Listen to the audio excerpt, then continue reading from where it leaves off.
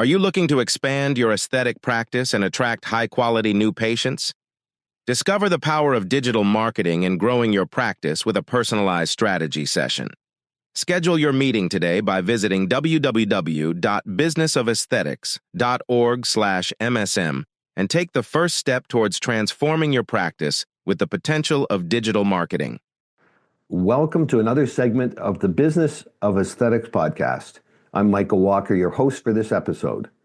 Before we get started, I want to thank all of our incredible listeners from the United States, Canada, and around the globe. We couldn't do this without your continuous support. A special thank you also goes out to our sponsor for this episode, Equa Marketing. With 20 years of experience, Equa Marketing is a leader in digital marketing services for aesthetic practices. Also, as part of this podcast, they are offering our listeners a complimentary digital marketing consultation, which will include a tailor-made 12-month digital strategy for your practice. And later on, you'll be able to head over to www.businessofesthetics.org/MSM to book your consultation. But I'll give you some more information about that later in the podcast. Just wanted to give you something to look forward to as well. So without further delay, let's dive into our theme for the day. It's all in the details. Joining us today is Dr. Stanley Okoro. Great to have you with us today, Dr. Okoro. Thank you, Michael. Thanks for having me. It was a real pleasure getting a chance to look at your bio and looking at your website. What an interesting website. And just, for me, I learned so many things along this journey. This is like the best seat in the house for me. I get to meet so many interesting people. But let me share a little of your background with our listeners. Internationally renowned plastic surgeon, Dr. Okoro, locally known as the bow tie doctor. I wonder why. I kind of see a reason for that. He has a bow tie on for those of us that are listening. Dr. Okoro is a double board certified plastic surgeon who offers customized cosmetic plastic surgical procedures at his private practice location in Metro Atlanta, Georgia. His international practice locations are Lagos and Abuja, Nigeria, and he has extensive experience in cosmetic and reconstructive surgery of the breast, body, and face. He has been honored with the Compassionate Doctor Award by Patient Choice and included in editions of the Guide to America's Top Surgeons by the Consumer Research Council of America. Dr. Okoro became a surgeon at Emory University in Atlanta, Georgia. After a 5-year training program in surgery, and graduating with honors from Meharry Medical College, Dr. Okoro became a surgeon. After his training at Emory, he joined the U.S. Navy and served as the Chief of General Surgery at the U.S. Naval Hospital, Great Lakes for 4 years. After Navy General Surgery, he proceeded to complete an additional 3-year training program in plastic and reconstructive surgery at the University of Texas, and then returned to active duty in the Navy. With the rank of commander, he served as the chief of plastic and reconstructive surgery at our President's Hospital, the world-famous National Naval Medical Center, Bethesda, Maryland. While at Bethesda, he received many of the Marine and Navy casualties from the Iraq and Afghanistan conflicts. Dr. Okoro is also a published author. His most recent book on Brazilian buttock lift is available on Amazon. Interestingly, and this would connect back to what we just heard about his Compassionate Doctor Awards, the proceeds from that book supports his mission works, which I'm sure we'll touch on today, that he, in fact, I know he's leaving shortly on another trip. Dr. Okoro is married and has 4 children, and it is just great to have you with us, Doctor. Thank you. I appreciate a very wonderful introduction. I'm going to jump right in some of the questions we've kind of thought through here, and I always like to start out with this question. I think it's sort of just to get to know you a little more, but can you share with us what was the genesis of your passion for healthcare and specifically cosmetic plastic surgery, and of course this famous bow tie? Well, I started my surgical journey right here in Atlanta at Emory University when I was a general surgeon. And I've always wanted to be, I thought I was born to be a surgeon. I just love surgery. It was my very first rotation in medical school. I fell in love with it. And while I was in general surgery, I had a patient was breast surgery, has breast cancer and breast reconstruction. And I remember the patient, or we did a mastectomy and she wanted breast reconstruction. So we consulted plastic surgery. Prior to that, I had no interest in, plastic surgery. And I saw how the plastic surgery department at Emory reconstructed her breast at that point using a famous procedure called tram procedure. And that really blew my mind. I was like, I want to do that. That's what I want to do. So about that time, I was already in the Navy. I called the Navy. I said, hey, yeah, I want to switch from general surgery to plastic surgery. And the then general surgery Navy commander told me, no, I don't need any plastic surgeons. I want you as a general surgeon. That's what I need. To make a long story short, I joined the Navy after finishing Emory as a general surgeon. I served 4 years. Every year during those 4 years, I keep requesting to allow me to go into plastic surgery. My last year, they said, you bugged us enough, just go do it already. So that's how my plastic surgery journey started. The rest is history. That's really interesting. What is it when you were young and you knew you wanted to be a surgeon? What was it? Because before you had seen what had happened with the breast reconstruction, all that obviously was a turning point, a significant turning point. But as a little guy, what was it that helped you know what you know? So the story behind that is the story behind the story. That's what you really want to know, right? So when I was 16 in high school, I had my appendix almost busted, and that changed everything. And the doctor was an Indian doctor in Nigeria. He removed the appendix, and that was a very life-changing event. And he just took the pain away. I felt better. I was like, I want to do that for other people as well. So that actually it guides what I do today. When I see a patient, for both cosmetic and reconstructive, people have different things that bother them. Is pain, psychological pain, physical pain, whatever. I want to take that away and make them feel better. That's what guides me even till today, just helping others. That makes total sense. I could just see that. That's it. It's interesting how we have these profound moments in our life that set up what I like to say what we become passionate about. Some of it I think there's some hardwiring maybe that we have. Maybe it's a spiritual connection but at the end of the day, there's usually some moment that really set apart. I always wanted to be in the hotel business right from as a little boy because I had an experience at hotels that just I said, wow, this is so amazing, making all these people happy and having this great trip. It's something always stimulates. It's about knowing your purpose. I think if once you find your purpose, it makes life a lot easier because I think a lot of people drift. We don't really know what their purpose for. If you're a spiritual person, you're like, why did God put me on this planet? What is my purpose? What am I going to be known for? What am I going to accomplish? Why am I here? So I think I'm blessed, and I think I feel blessed to be a blessing to other people. And I find my purpose. I'm going to use that purpose to do good. I guess that's how I see it in the big sense of the word. Yeah, that makes I totally relate and identify with that. But I want to come back. I did ask about that bow tie. Okay, bow tie. Yeah, well, doctor, if you look at his website, he's got a bow tie wherever he goes. So yeah, I wear bow tie in surgery. That's been at least 8 to 10 years now. I don't remember the exact thing, but I was wearing ties, right? And then I don't know. I just couldn't tie a bow tie. I was challenging. Like, why is this? So I YouTube did everything. And I had to figure this out. So I found a video. The guy did it very well, and I did it myself. And then I was like, this is so classy. If you can tie a bow tie, you can do anything. That's like, it takes skills. And now I can even tie a bow tie without even looking in the mirror. So that's I can even tie with my eyes closed. That's how good I've gotten at it now. So I'm just going to wear it everywhere. That's going to identify me classic, and not trashy. There you go. I like that. Well, I think every surgeon should have to wear a bow tie because it would demonstrate their dexterity and capacity for Exactly. solving solutions. That's right. It So really takes a lot of skills to do it. And then that's right. and doing it with just the concentration, the focus. In the morning, it gets me focused and just I've There you go. accomplished one thing, right?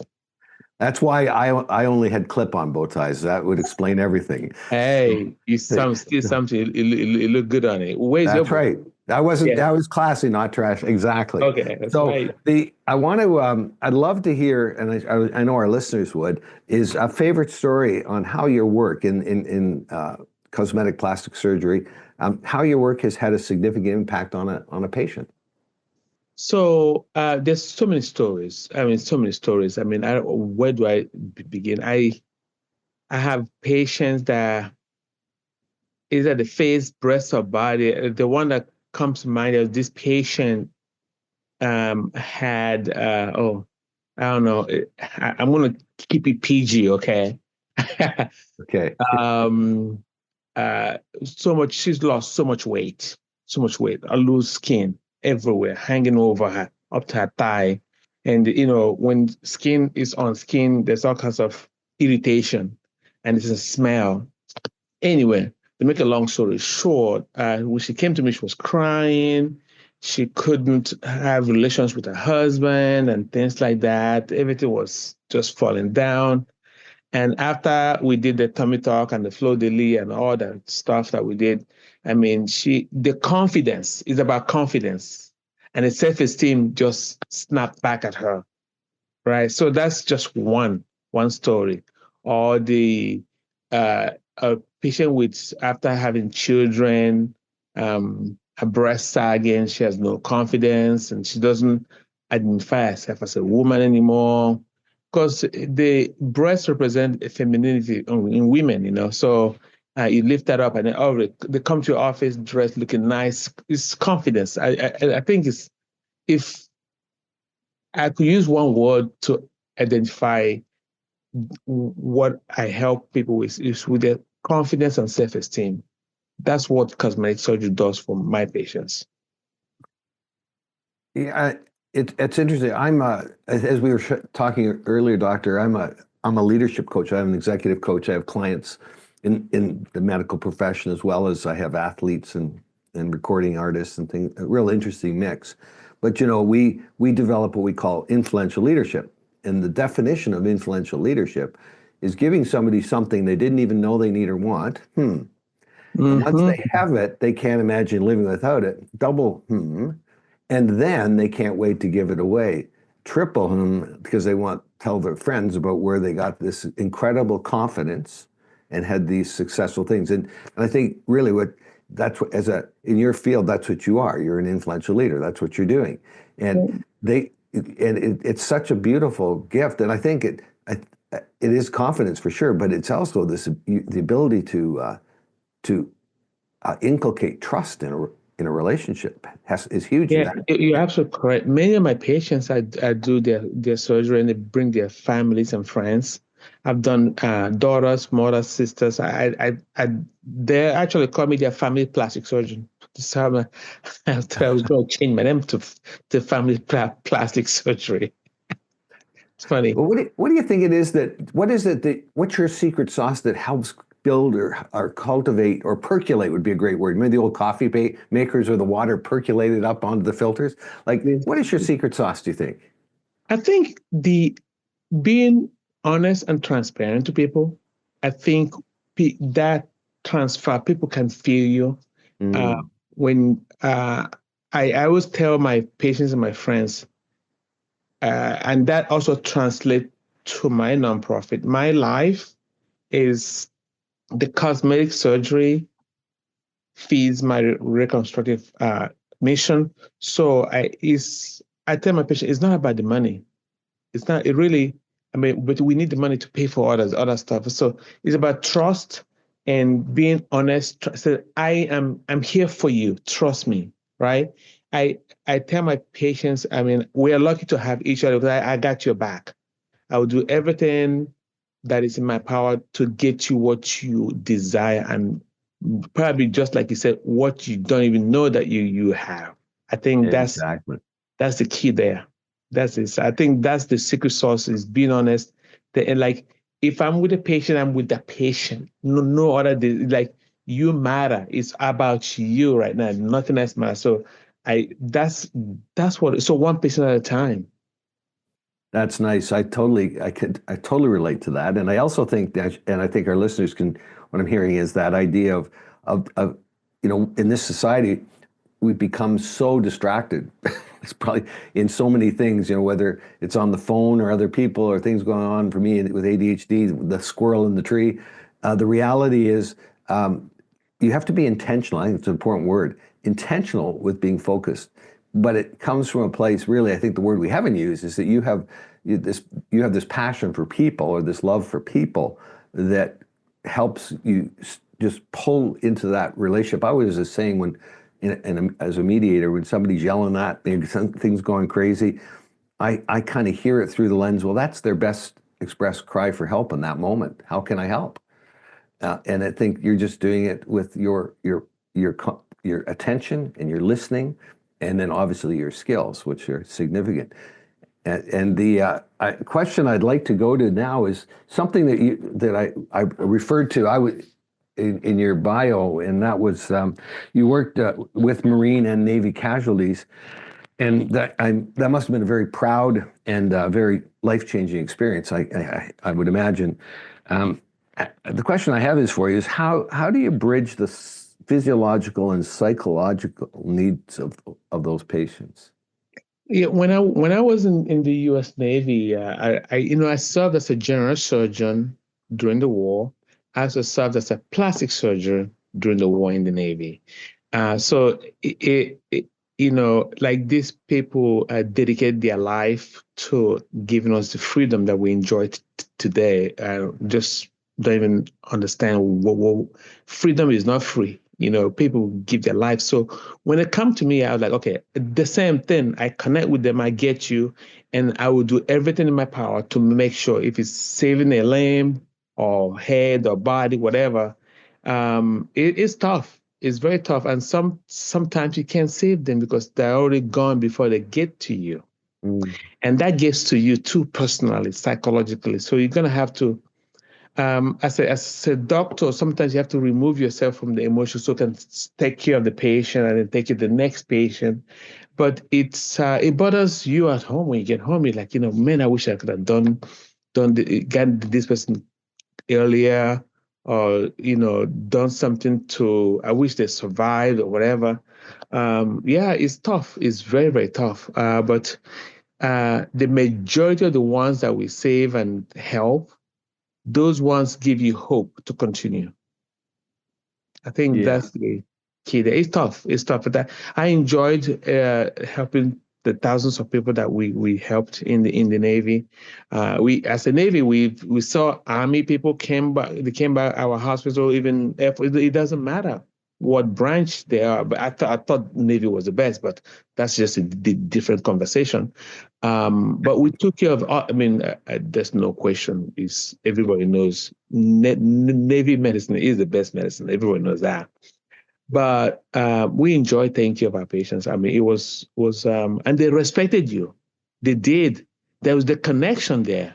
So they give you total 100% trust, and they don't question. That's the big difference between military medicine and civilian medicine. And you establish trust and you give them everything that was available. And we have the latest technology actually. So it was good. I actually missed that part of my life. I can hear that in your sharing, and I would be remiss at this point if I didn't, on behalf of all of our podcast listeners, thank you for your service. Thank you. Thank you. The today, with the theme we've set up, it's all in the details, and I'd love for you to just unpack for us what that theme means to you and for our listeners. So everything is about details, right? It's the little things that matter, the little things. So plastic surgery, I tell my team at the office, if the little small things in surgery, I look at, like, I'm very passionate when in surgery, the patient is giving their life and trust for you to make them better. Even the little gauze that we use have little lint on them. And I don't want that to get in the patient's wound. I keep it wet.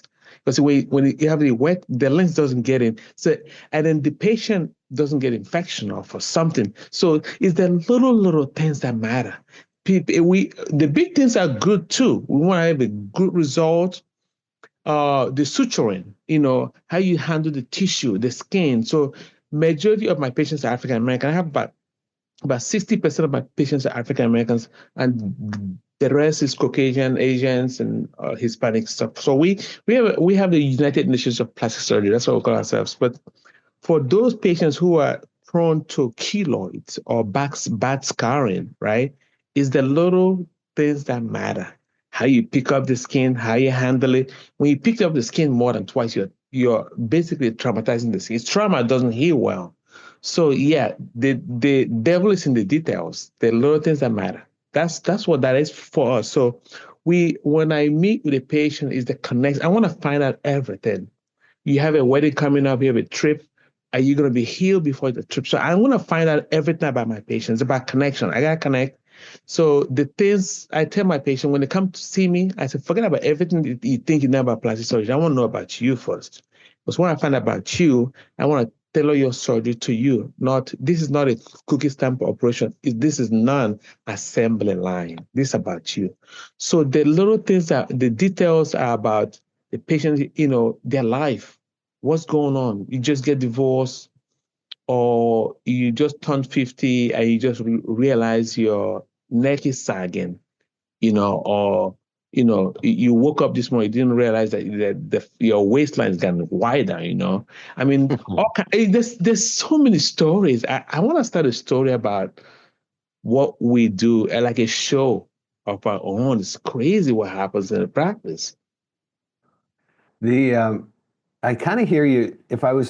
When I think about, I'm thinking of aesthetic practices and different, and whatever, from plastic surgery to a Botox shot or whatever it is, looking at the full range of things that are available today, and it's constantly evolving. But not to get into that as much, but more to focus on what I heard you say is attention to details, and having some kind of being very intentional. There's that word again. Intentional with both transactionally being what we do and how we do it.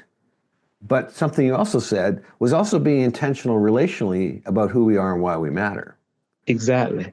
And, I think often we can get caught up in having all the checklists and all the things transactionally, but have we taken the time to be intentional with the relational space? We always say, in my world, I coach a process of every organization has three spaces: transactional space, what we do and how we do it; relational space, who we are and why we matter; and the third space is the creative space that exists when those two are working well together. When they're not working well together, I get hired and get paid because that's where conflict comes. That's true. And that's really it. And so it's about having the balance in those two spaces that bring out the creative. The creative space is your best ideas. That's the patient that tells all their friends. You become the first choice employer. That's where courageous conversations happen. And when those aren't happening, there's a conflict in those two spaces. And I think what I'm hearing you say is you have found a way to bring those together. But that can't just be you. That has to extend to your team. Absolutely. So we, at our practice, Georgia Plastic, we call it the Georgia Plastic way. So when we hire people, I say, look, we want to hire good people first, and then skills second. Because if you hire, you can't teach habit, you can't teach personality. But if we hire people I would teach them the skills that they need to thrive and survive and succeed and excel in the practice. I cannot teach your behavior. That comes within from you. So, and that translates, once you walk into the practice, you're going to feel that like you're welcomed genuinely. It's like our reception, not waiting room. It feels like a living room, like you come into a house. And that's a feeling you get, like you walked into somebody's house. And that's how we treat everybody, like their family, basically. hopefully you treat your family well. Yeah. And you corrected yourself there, and you said that, not waiting room, a family living room. I said I think there's something important there to pick up on, in that is really having a look at the language we do use, and in all areas of the business. That we're just having a conversation on AI in another podcast, and we were talking about how the doctor was using it for sending his emails out now to patients, because he'd always struggled to write emails, to write them at my level. I'm not a doctor. To write them at a level that I could understand, and AI he's finding it was able to not lose. It was able to transform the email to something from a very technical interpretation to still get the message across without misinterpreting information, obviously. And in the first week, he'd actually saved 9 billable hours. Wow. But the key is that he was willing to look at, it wasn't about, it was about AI, and it's about money, obviously, in that context of the billable hours. But more, it was about, my doctor just told me she gets to go home now and see her 5 and 7-year-old after work, because she doesn't have to do the whole night writing up reports, because she uses an AI. And I'm not incorrect. What I'm saying is about meeting people where they're at. That's what I'm hearing you say. That's absolutely very, very true. I agree with that. And that's really it. But we have to, again, we have to be intentional with it. It doesn't just happen. You have to work at it. And it's all in work. Yeah, it's all in what? It's all in the details. Details. Yes, all in the details. You have to plan. We hire slowly, and then we do the research. And I was like, tell me about what kind of person you are. And I tell you, yeah, we are allergic to bad people. So everything is intentional. It's about details. For patients, I mean, when patients walk into our office, that like they don't want to leave. Oh, I mean, we give them, sometimes we order food for them, believe it or not. Like when we have food lunch, we sell it. Yeah, doctor's office. Yeah, we're having lunch. Come join us. They don't believe it. Like, oh, come on. Yeah, whatever. You're a human being. You've been here for an hour. It's lunchtime. You must be hungry. What do you want to eat? Like, yeah, enjoy. It's okay. It's some drink. It's just, I think when you treat people well, when you treat people very well, genuinely well, I had as you said, love quick. As you said, hire slowly. I immediately saw a slogan on the wall at your practice, and it would look like this: hire slowly, love quickly, laugh frequently. I like that. I like that. I just sense that from you. Like, it's that idea, because it's all in the details. Which are the details? The sum of an organization's best part is what? It's people. People. That's it. It's not the money. It's the people. Not the revenue. Everything is not about revenue. Everything not about money. How much money make per se. Yeah. I love going to work. I really enjoy what I do, and my team does. Right. We work as a family. It's like a small unit. It has to. It flows. And I remember during the pandemic. I mean, that's when we were in Georgia. People remember Georgia, we closed and we opened early.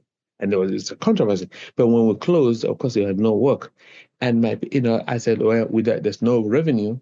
And they said, don't worry about it. We're still going to come to work. We have patients to see. And I was like, whoa. And people came together.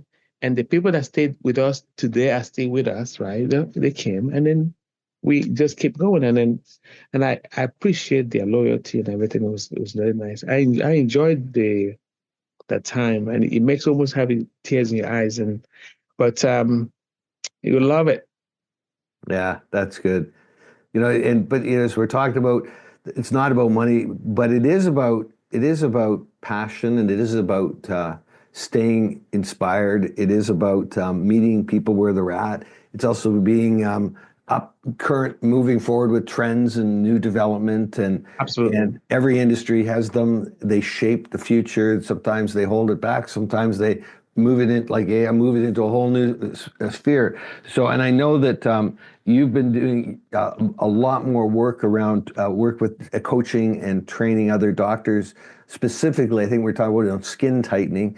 And I'd love to hear, and our listeners would love to hear, kind of a little more about that. But as obviously a new trend and a development, but also what are you seeing? What's the doctor's forecast for 2025? I think, everybody knows the big thing now is about weight loss, right? Everybody's trying to, the semaglutide era, GLP-1 errors, right?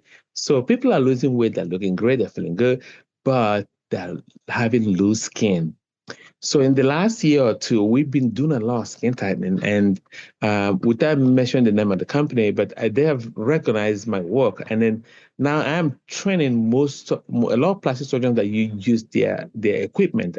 We've become a center of excellence. So every other week, every 2 weeks, I have a bunch of plastic surgeons come to my office, either physically or virtually, learn on this all the skin tightening technique that we use that gives you sometimes good results, which could be equivalent to surgical results. We're using different skin tightening technique for the face, the body, breast, tummy, abdomen, and buttock. And the biggest thing is everybody had the big butts before the pandemic. The pandemic, people added weight, gained weight, and then the butts are getting bigger. And now the people don't want that anymore. So how do you reduce the buttock? They have a very nice shape, but yeah, tighten the skin. There's always two problems: to fatten the skin. So we've really honed in on the skin part of it as well, and because that's what's been keeping us busy, showing other plastic surgeons how to deal with the skin issue, because it's a lot of skin with all the weight loss things that's happening right now. Yeah, I hadn't thought of that. It makes a lot of sense. But I can see that with the skin. And you said there was a part of it is non-surgical?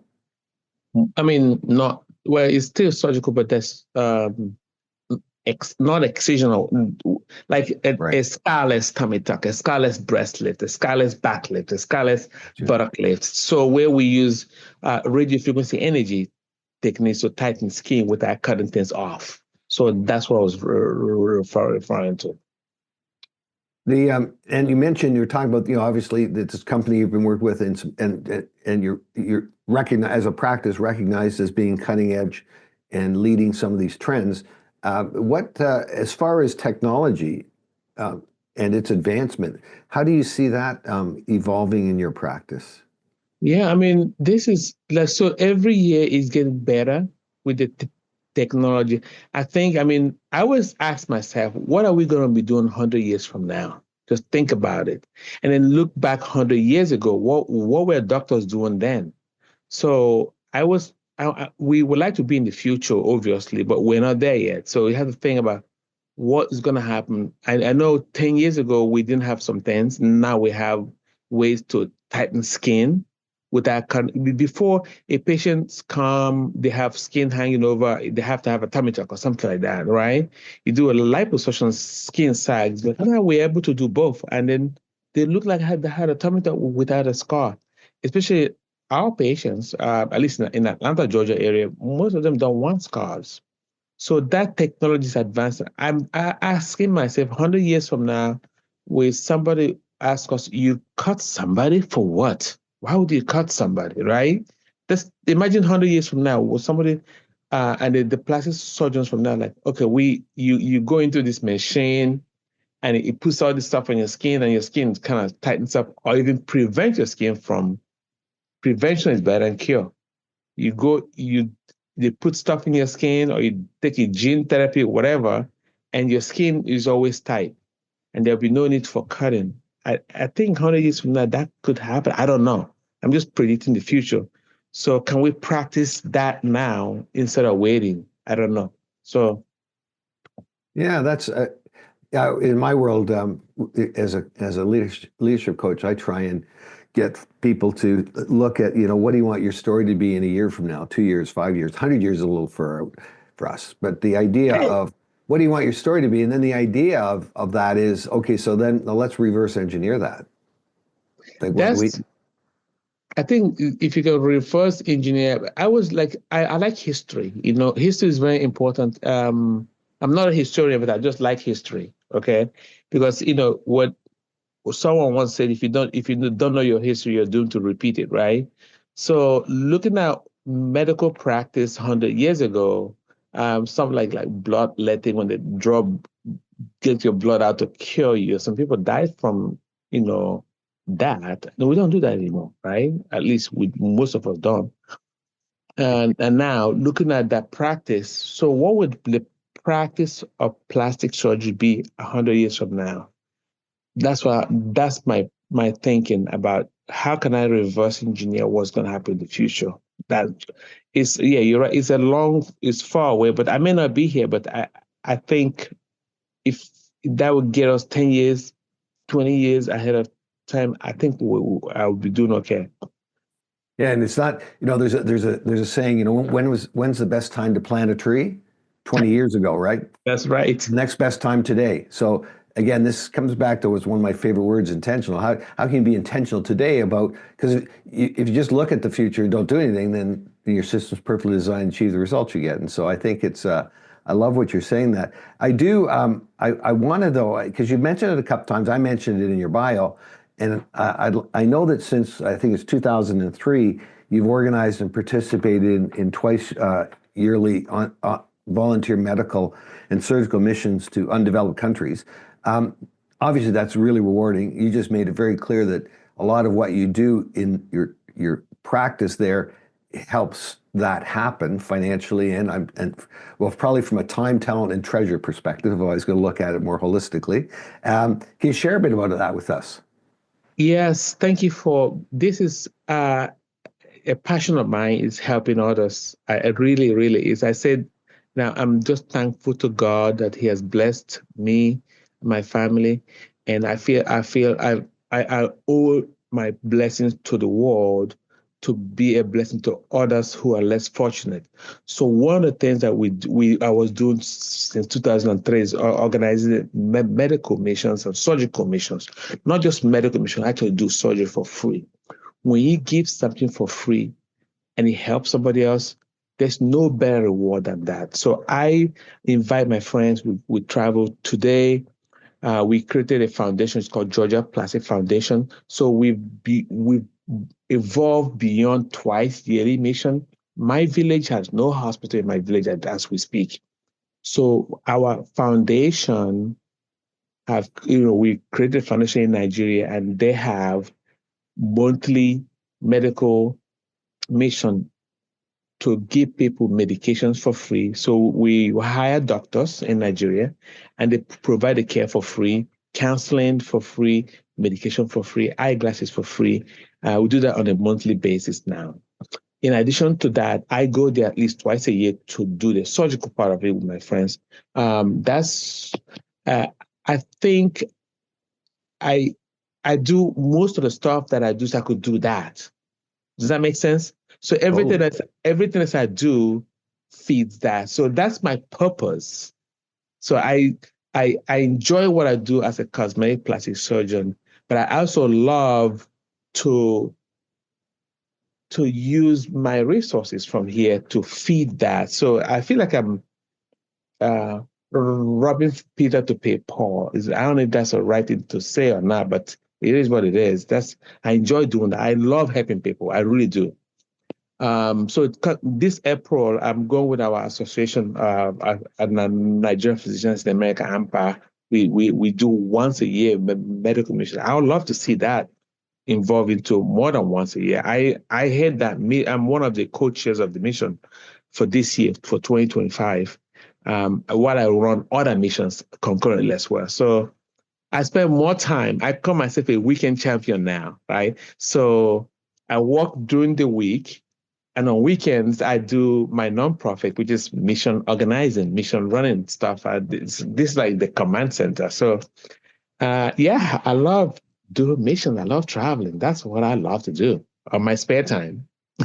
Well, it's the means to the end. I mean, you love to make a difference in people's lives in a way that they couldn't otherwise have the experience that you're giving them, and you're doing it through a I have a saying you'll probably really like, my passion is to make my ceiling somebody else's floor. I like that. And I, in I, our case, we, what we're talking about is making my ceiling somebody else's floor with my time, my talent, and my treasure. that is very good. We have a saying. We have parties. We have parties in Atlanta, but it's not your usual party. We party with a purpose. Nice. With intent. Yeah. So an intentional party with a purpose, so to help others. So we have our e- annual party fundraising. I said this is not just a regular party; it's a party with a purpose. So it's intentional. But I like that. Make your ceiling somebody else's floor. I love that. Thank you. No, Learn something today. my ceiling is somebody else's floor. Exactly. And I think uh, speaking on that, and kind of just like let's just there's probably uh, there could very well be somebody that's just thinking about getting into this field or is in school right now looking to get into this field. They're listening to you. You're probably getting, depending on, they're getting excited about something, or maybe, wow, where do I start? So I guess kind of the question I might have is kind of what advice or encouragement would you share for someone looking to start a cosmetic plastic surgery practice? So first of all, I think a lot of people go into cosmetic for different reasons, right? Um, you, if you want to become a plastic surgeon, then focus on that and do that very well. Whatever it is that you do, make sure you have a passion for it. If you don't have a passion for whatever it is that you do, then you're not going to have a happy life. And when you're not happy, everybody around is going to be miserable because you're just, if you're doing it because you feel like you make a lot of money from it, no amount of money is worth an unhappy life. I'm sorry, right? You have to enjoy what you do. So the advice is make sure you have a passion for whatever you do. We all have different passions, and we all contribute to this large society of ours. You do what you do, and Mike, I can tell you, you do a great job of what you do. Just talking to you, you have a passion for counseling people. That kind of is great. That helps. So if you have a passion, go for it. If you don't have a passion, find something that you have a passion for. That's my advice, and then just do it well. So I'm going to say that we've created, there might be somebody who wants to just reach out and touch you and say, hey, listen, I always say to people, if you're looking at going into a field, when I say to young folks, I say, who are the quote unquote rock stars, the person that you really um, value and would like to emulate in the field you're looking at. And then try and get 20 minutes with them, not to ask for a job, but to ask them why they're passionate about what they do. And people love to tell their story. I know you would love to tell your story. So we're getting close to wrapping up, Doctor, but I was just I'm going to say that I've heard three things that people may want to reach out to you for. You might have some young person saying, hey, could I just have 20 minutes of your time to find out why you're passionate? You might get somebody who wants to know, hey, how do I get part of the training that you're doing with the skin tightening? And you might also get somebody reaching out that is in the field that wants to understand more of the of what you're doing, or we just have somebody that it's not unusual. We may have somebody who's actually looking for a service. So I'm going to suggest, if that makes sense, that we probably would point them to your website. Does that make sense? I think that's the best way to connect with us. It's georgiaplastic.com. So just Yeah. Georgia spelled out.com. Yeah. And if they want to look at our nonprofit work, it's georgiaplasticfoundation.org.